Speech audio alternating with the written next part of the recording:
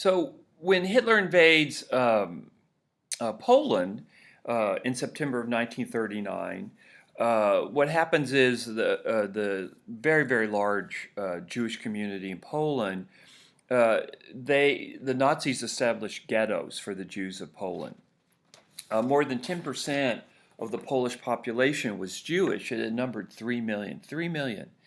And what happened is Jews were forcibly removed from their homes, and they were stuck in these ghettos. And of course, the ghettos didn't have enough food, enough space, enough sanitary facilities.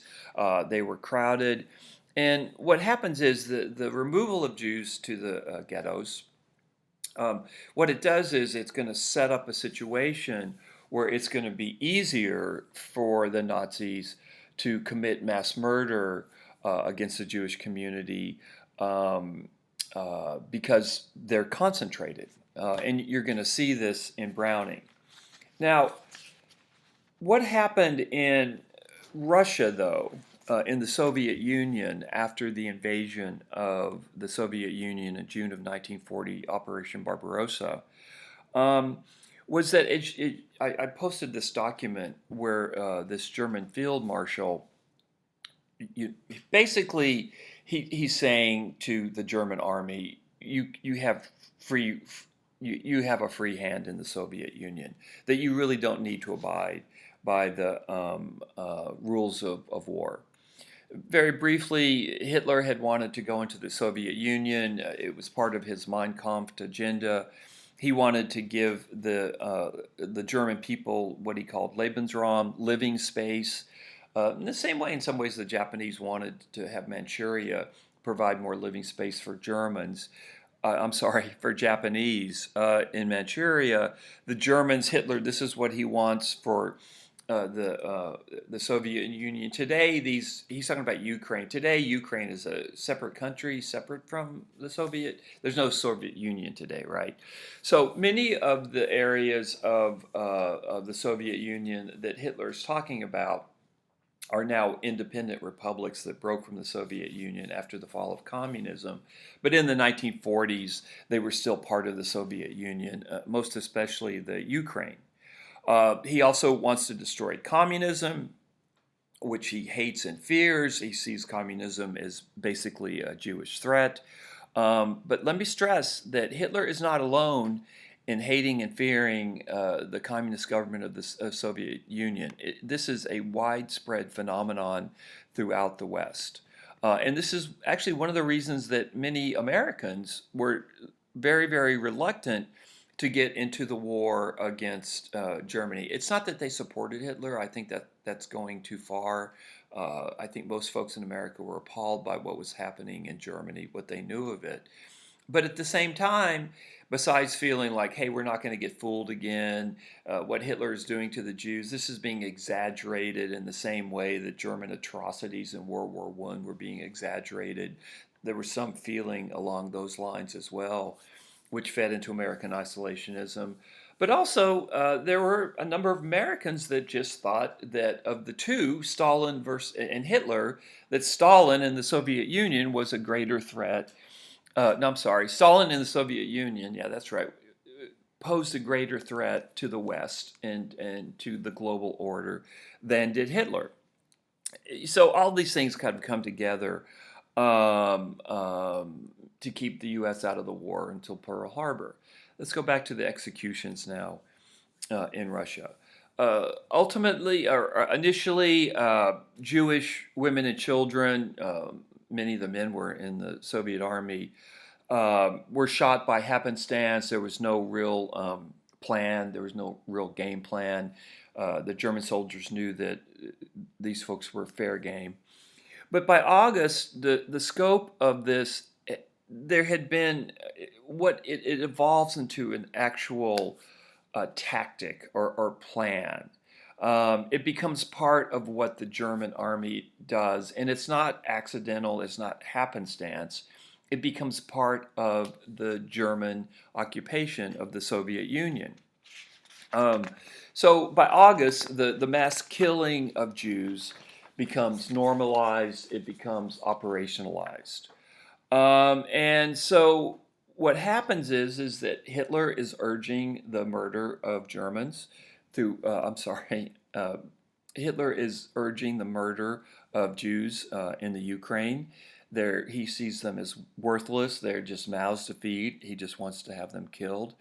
And then what happens is there's the creation of a very, very notorious group, the Einsatzgruppen, A, B, C, and D. These were a group of special operations. They were armed troops that operated behind the lines.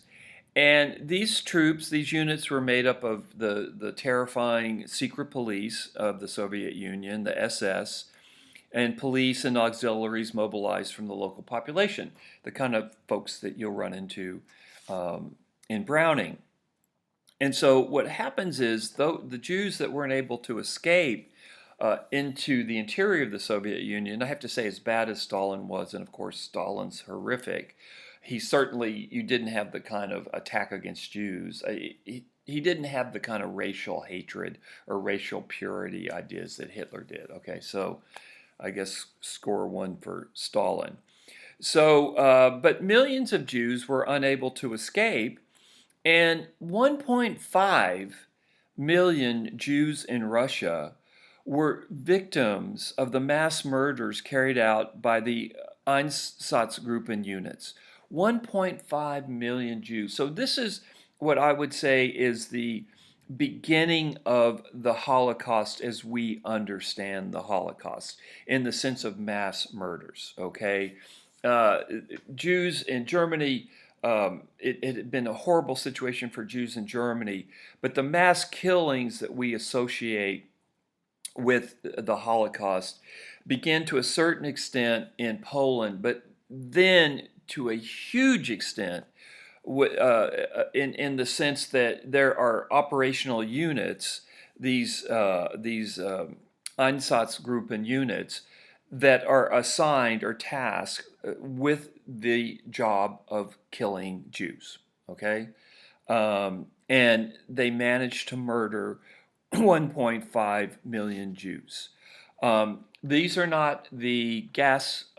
These are not the gas. The concentration. These Jews aren't being gassed; they're being shot, buried alive. The murders take place in forests, abandoned buildings. Jews are forced to undress a short distance from their mass graves. They're taken into groups to the pits that they've had to dig, and they're shot. Many were burned alive. They were just taken into large buildings, and the buildings were set on fire, and they were just burned alive. In a famous, infamous, I should say, incident, almost 34,000 Jews from Kiev were murdered over a 2-day period. 34,000 Jews murdered over a 2-day period in Kiev, what was called the Baba Yar massacre. And so, again, just unspeakable horrors, unspeakable horrors. And I'm not going to speak about them anymore. I think you guys get the picture. I think sometimes with the Holocaust, there's almost what I would call almost a pornography of violence. And I'm not saying this is true of this class at all. I sometimes think some people that talk about the Holocaust, they're almost kind of too fascinated with the violence. I find it kind of weird at times.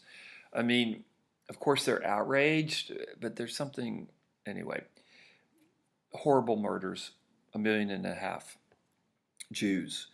But this is the last point I'll make.